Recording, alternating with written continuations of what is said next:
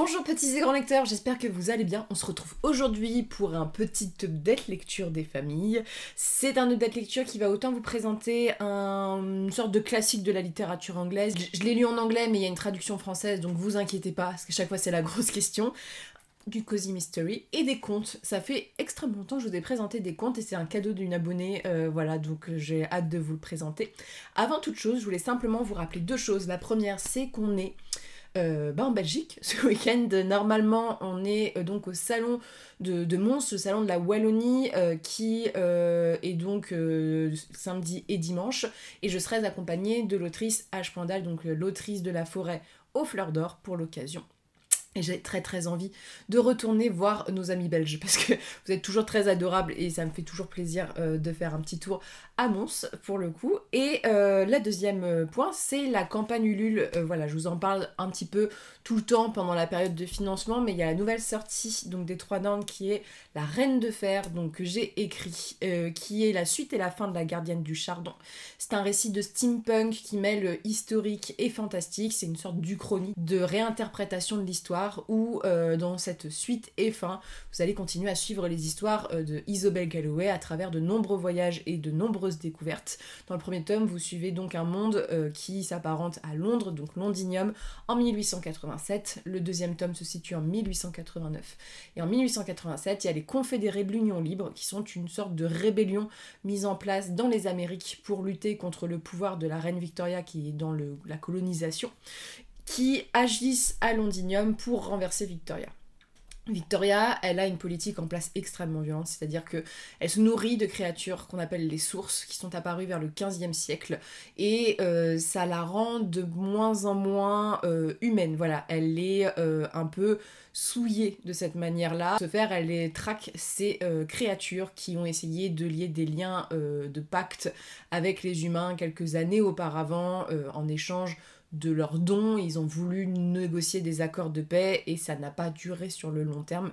Et on va suivre Isobel Galloway, qui est une des héritières de la couronne d'Écosse, qui vit comme une otage au palais suspendu. C'est une sorte de Buckingham qui flotte au-dessus de Londres, parce que Victoria, pour faire appui sur ses voisins, décide de prendre de 1 à plusieurs otages à sa cour, et Isobel est un des otages en question. Et sa vie va être bouleversée le jour où sa sœur aînée Blair Galloway est retrouvée morte. Et Isobel va essayer de savoir ce qui s'est passé, sachant que Blair aurait dû épouser le fils héritier de Victoria 3 jours après. C'est un roman qui mêle complot politique, quête de soi. Le premier vraiment plus tourné vers la psychologie, le complot politique. Le deuxième plus vers l'aventure. Il y a encore un côté psychologique et complot, mais on voyage un peu plus. Et donc c'est la suite et fin. Je vous remercie déjà pour tous ceux qui ont contribué. Voilà, même si vous pouvez pas le faire forcément financièrement, le partager sur les réseaux sociaux ou autour de vous, c'est quelque chose d'hyper important. C'est un livre qui va être fabriqué encore en France de A à Z, qui n'est pas distribué sur Amazon et imprimé sur du papier recyclé et renouvelé. Donc on essaie d'avoir une démarche éthique en termes de publication, ce qui fait que ça a un coût assez élevé. On travaille toujours nos livres avec intérêt, avec du beau papier de qualité. Et c'est un livre qui est illustré par Gustave Auguste, dont j'apprécie énormément le travail. Donc voilà, c'est été pensé comme un tableau un peu reflet du premier tome, et j'en suis super contente. La couverture rentre très bien. Et sur ce, on va commencer la vidéo. Voilà, je vous mets le petit lien du financement en barre d'infos.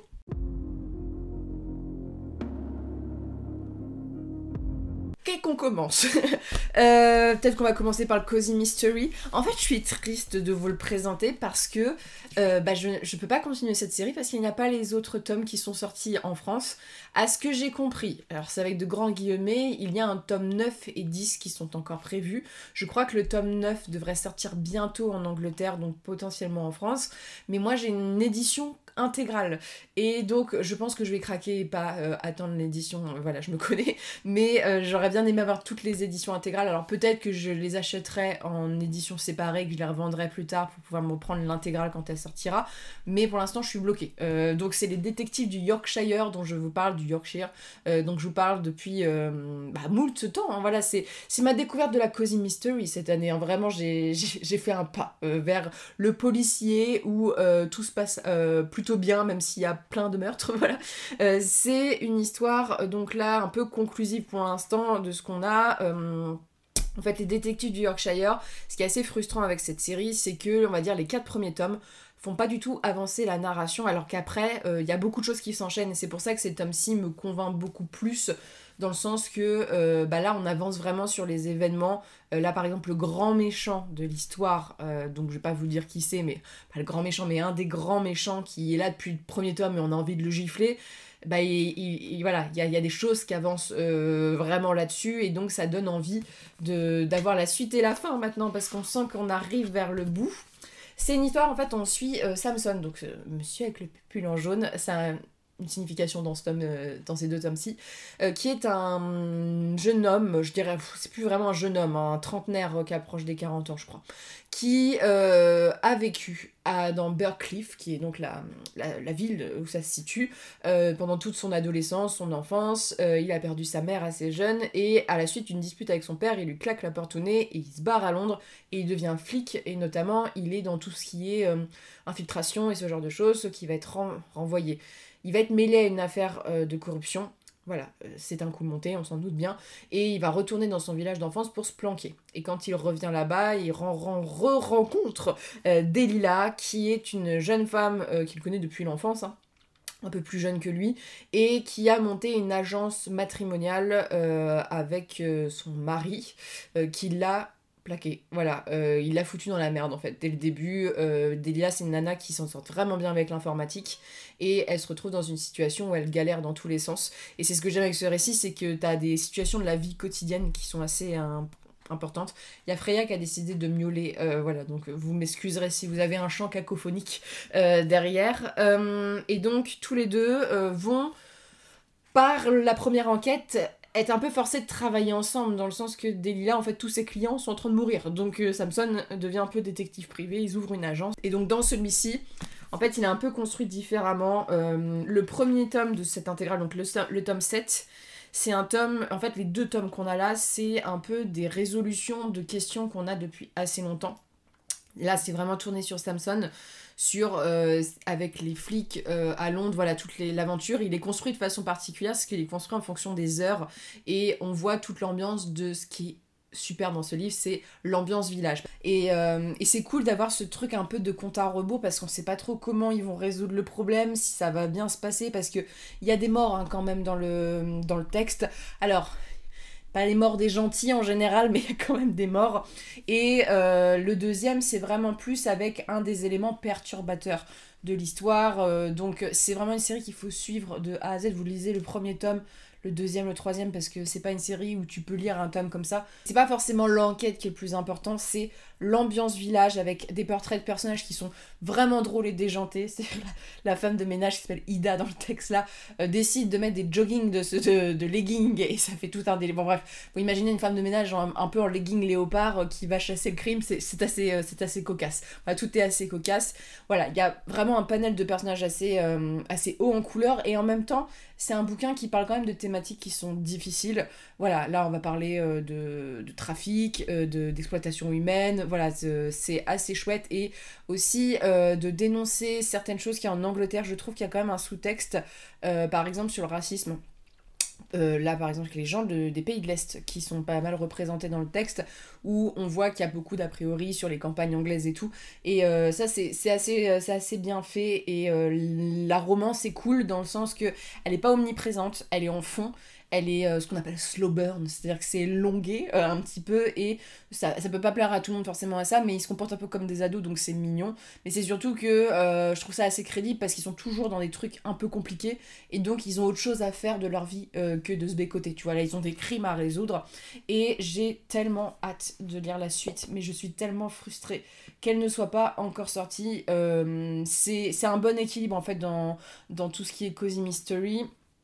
Le seul truc que j'aurais à reprocher, c'est que, voilà, ce que j'ai souligné brièvement, c'est que en termes de mort, les choses finissent toujours à peu près bien pour tout le monde. Bon, c'est le but de la cosy, mais surtout c'est toujours un peu les méchants ou les gens qui sont blâmables qui meurent. C'est-à-dire que là il y en a un par exemple, ils vont pas le tuer parce que le personnage est sympathique.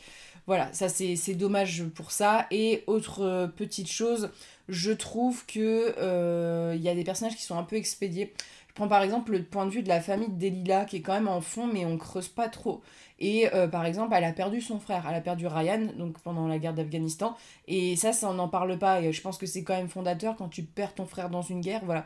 Donc il y a certaines choses où ça sera peut-être travaillé après, je l'espère, mais ça reste quand même douillé, pareil, quand on parle des problèmes, les gens sont toujours là. Tu vois, par exemple, le père de Samson, il a un problème avec l'alcoolisme et il est super entouré. Et voilà, c'est cosy. Donc, dans le sens que c'est pas réaliste forcément pour ça et que parfois, je trouve qu'au niveau de la crédibilité, il y a certaines choses qui sont malheureusement pas toujours très crédibles.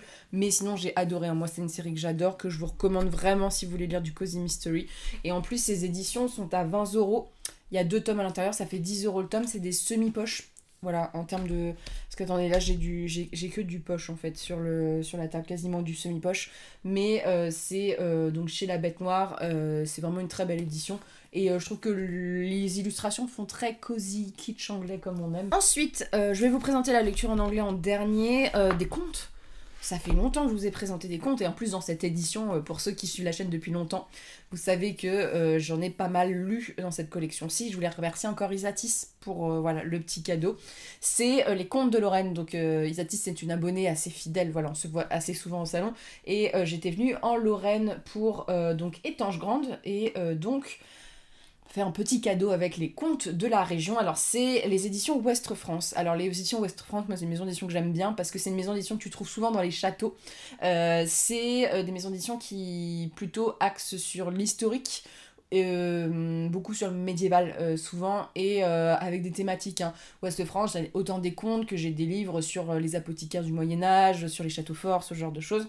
Et cette collection de contes est assez sympa parce qu'en fait c'est pas du genre des contes fictifs, c'est des contes qui sont racontés depuis des générations et des générations. Et donc il y a toujours un compilateur qui est mis en avant dans ce texte-ci. Donc là, c'est Emmanuel Cosquin, qui est un compilateur en fait de contes assez reconnu en tant que folkloriste. Et donc on explique un petit peu dans la préface comment les choix qui sont faits. Et moi j'étais assez contente de le découvrir parce que moi, la Lorraine, c'est quand même loin de la Normandie, voilà. Et pourtant, je côtoie un petit peu l'Est de la France par l'Alsace d'une certaine manière. Et ce qui est assez intéressant, c'est de voir les différences culturelles et en même temps les rapprochements. C'est-à-dire que, bon, là, on a toutes les figures qu'on retrouve avec les animaux qui parlent, les sorcières, le diable, voilà. Il y a beaucoup de choses qui sont en rapport avec ça. Avait une réinterprétation d'un conte connu. Bah, c'est sur La Belle et la Bête, il me semble. Qui est une version que je connaissais pas, et une version assez dure. Il y a beaucoup de choses qui sont en lien avec la peur, je trouve, dedans, avec des tropes qui sont assez inhérents à la région, dans le sens il y a beaucoup de... un peu dans les récits médiévaux, les pactes avec un personnage, les figures de jeunes hommes surtout qui sont envoyés dans des quêtes pour aller quérir la main de la princesse. Parfois ils la prennent, parfois ils la refusent. Et je trouve qu'il y a quand même une représentation de la forêt qui est assez importante. Par exemple, nous, les contes normands et les contes bretons, c'est beaucoup de contes qui tournent autour de la mer, mine de rien. Là, on est plus dans les forêts lugubres, pour le coup, avec des petits noms de villages parfois qui sont endémiques du pays. Voilà, et ça, c'est vraiment chouette parce que je pense que pour les gens du coin, ça permet d'avoir une représentation assez visuelle de là où ça se passe. Mais tu sens quand même qu'il y a l'Est, ces grandes forêts. Ce folklore aussi avec il y a le petit poussé avec les ogres, les sorcières, même au niveau des noms des personnages et ce genre de choses, on peut se douter que c'est des noms qui sont assez empruntés de cette région-là de la France. Alors, ces contes-ci, si vous voulez en lire, le seul truc que j'aurais à vous conseiller, c'est pas forcément de les lire à la suite, parce qu'il y en a qui sont assez répétitifs. Moi, je trouve ça assez intéressant parce que tu vois qu'il y a des tropes narratifs qui sont plus ou moins présents dans certaines régions.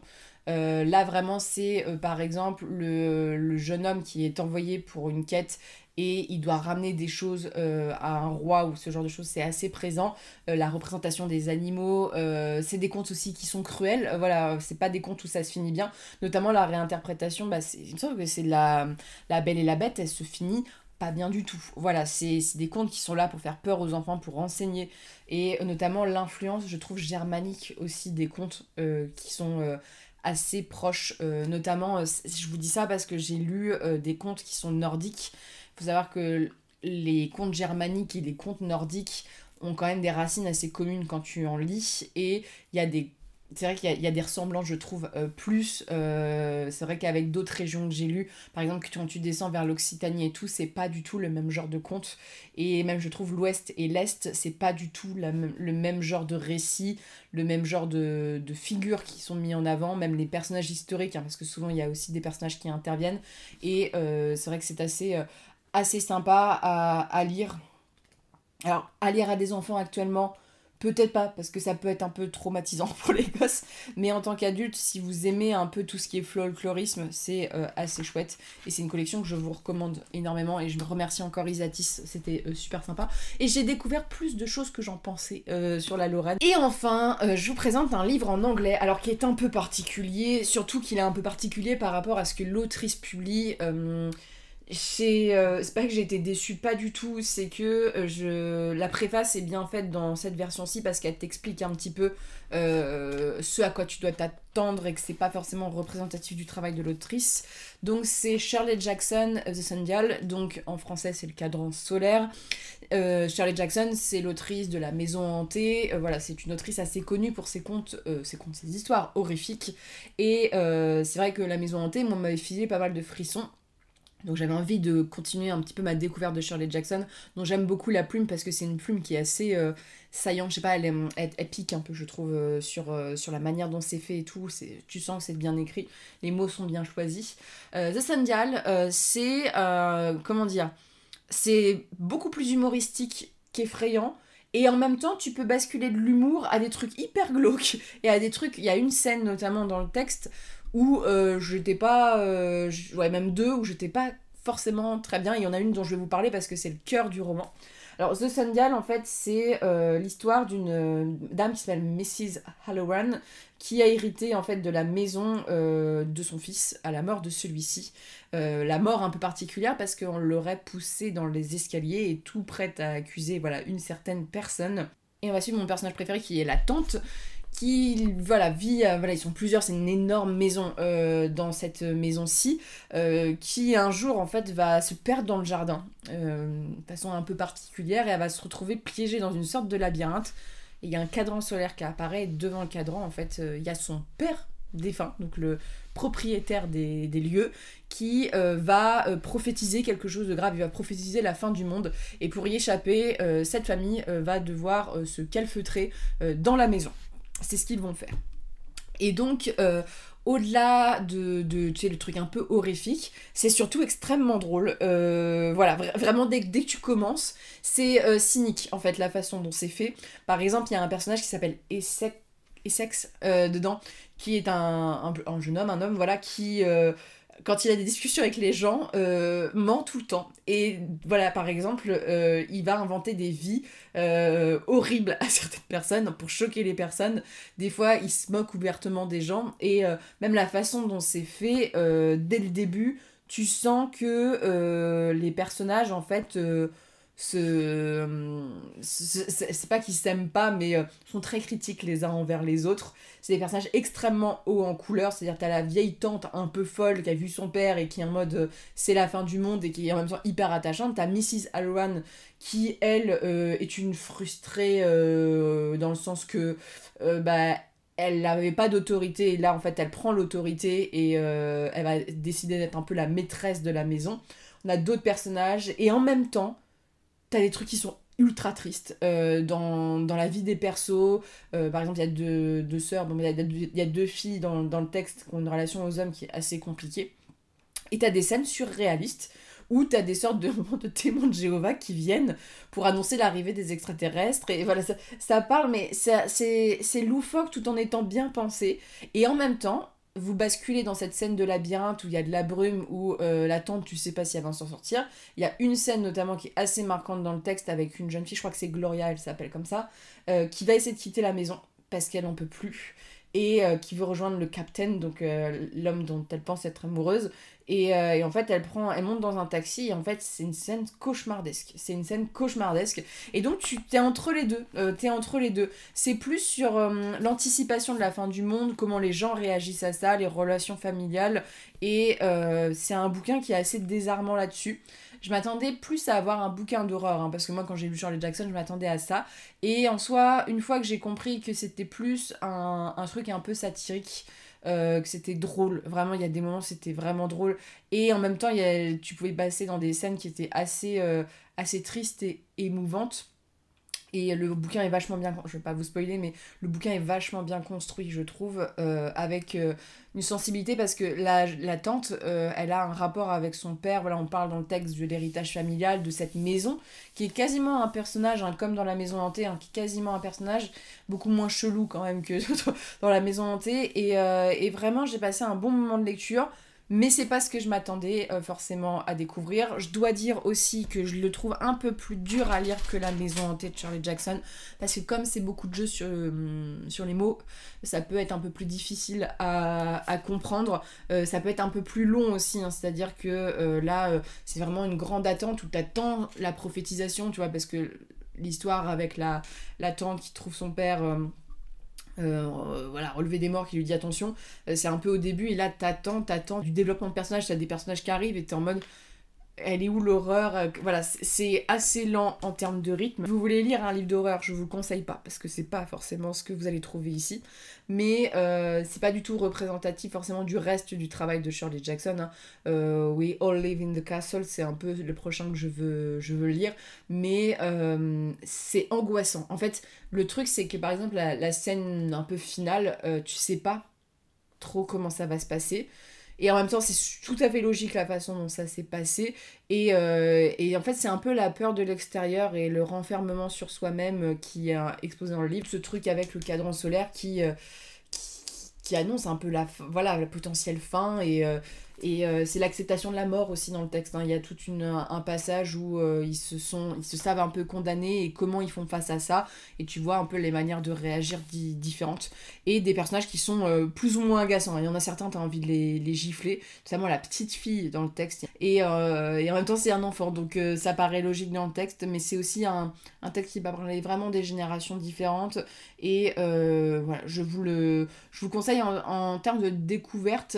Mais sachez que c'est pas le meilleur de Shirley Jackson et que voilà, le rythme est assez lent et ne vous attendez pas à de l'horreur. Sincèrement, vous attendez pas de l'horreur parce que vous serez déçus. Moi au début j'étais déçue pour ça, quand à l'arrivée à la moitié je suis en mode ouais, c'est pas horrifique comme je le voulais. En fait, j'ai quand même été un peu happée par l'histoire et je l'ai lu. Alors, j'ai mis quelques temps à le lire, hein. Je lisais un chapitre tous les soirs, mais les personnages sont suffisamment en couleur pour que ça puisse vous intéresser. Si vous l'avez lu, j'aimerais bien avoir vos avis parce que c'est un bouquin qu'on n'a pas vu beaucoup circuler, notamment en France, et j'aimerais bien avoir vos petits retours là-dessus. Et si vous me conseillez d'autres livres de Shirley Jackson, voilà, qui vous ont convaincu, je serais très contente de le savoir. Sur ce, n'hésitez pas à dire ce que vous en avez pensé. Merci pour la campagne Ulule encore, et je vous souhaite de très bonnes lectures, une très bonne journée.